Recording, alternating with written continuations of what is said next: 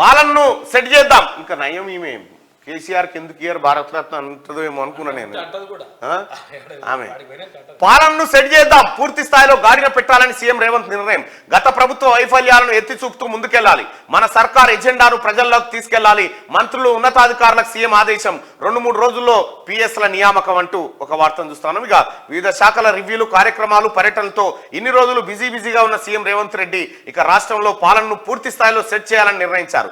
గత ప్రభుత్వం చేసిన తప్పులు, ప్రజాధనం దుర్వినియోగంపై ప్రజలకు తెలియజేస్తూనే కాంగ్రెస్ సర్కార్ ఎజెండాను కూడా ప్రజల్లోకి తీసుకెళ్లాలని మంత్రులు, ఉన్నతాధికారులను ఆయన ఆదేశించారు. ముఖ్యమైన ప్రభుత్వ శాఖలన్నింటికీ హెచ్ఓడీలు, జిల్లాలకు ఐఏఎస్లు, ఐపీఎస్ల బదిలీలు, పోస్టింగ్లు ఇప్పటికే దాదాపు పూర్తయ్యాయని, ఇక పాలనను గాడిలో పెట్టాలని సూచించారు. 6 గ్యారంటీల్లో ఇప్పటికే 2 అమలవుతుండగా వచ్చే నెలలో మరో 2 గ్యారంటీలను ప్రారంభించాలని ప్రభుత్వం నిర్ణయించింది.